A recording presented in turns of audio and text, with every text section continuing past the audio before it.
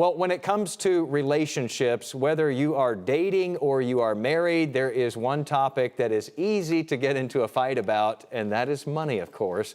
But don't worry, that's where we come in with some practical solutions here this afternoon. Here with some tips on how to effectively talk about this is financial expert and author of the new book, Good Money Revolution, Derek Kinney, with us this afternoon. Hey, Derek, good to see you again.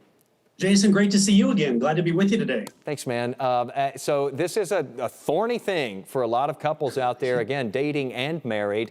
Let's start in the beginning here when things are supposed to be new and great, and you are just beginning to date someone. I guess that's when, you run into some possible awkwardness because, everything is new. What's the best way that you bring up talks about money or, potential disagreements about money? Well, you're at dinner and the candlelight is right there. Your eyes are gazing at each other and suddenly you bring up money. Most people don't do that, but when you think about the foundation of a good relationship, typically it's those forbidden fruit topics, things like politics and religion and even money can really help you deepen a relationship or realize this person's really not going to be a good fit. But money for so many people is really foundational. How much credit card debt do you have? How much student loan debt do you have? How much do you make? All of those things provide some compatibility for that relationship really going further. Yeah, if you're going to be serious with somebody, you do kind of have to be, like-minded as far as money goes. Otherwise, you're going to get into a lot of those big spats. All right, so let's talk about spending here. What are some of the ways that, people can kind of avoid some of these arguments as a couple? Because, obviously you're going to have times when, you're thinking differently about it than the other person.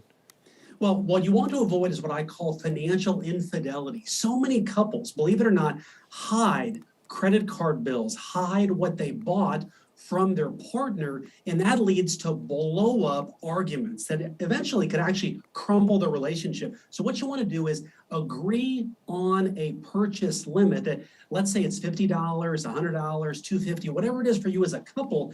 Above that, you will go to the other person and talk about, hey, is it okay if I buy this? Or are we on the same page and we buy this together? It's going to help really drop down a lot of arguments that would erupt on everyday purchases that people simply aren't on the same page on. Yeah, that conversation in the beginning just saves so much energy on the other side of it.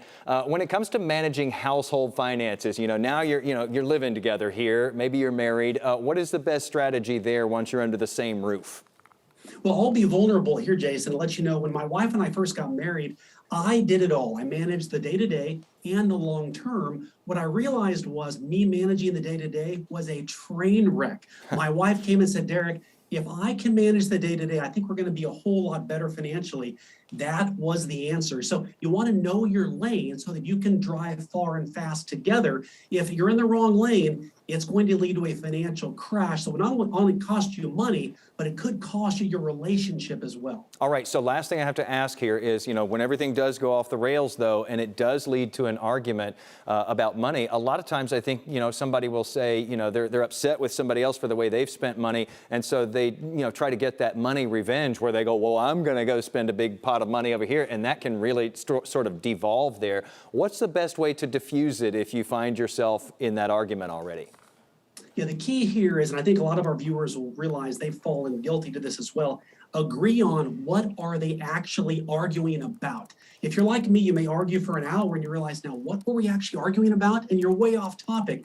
In that moment, press pause and say, okay, let's agree. The issue I'm having is this. And then your partner agrees with that. It will help solve that problem a whole lot quicker.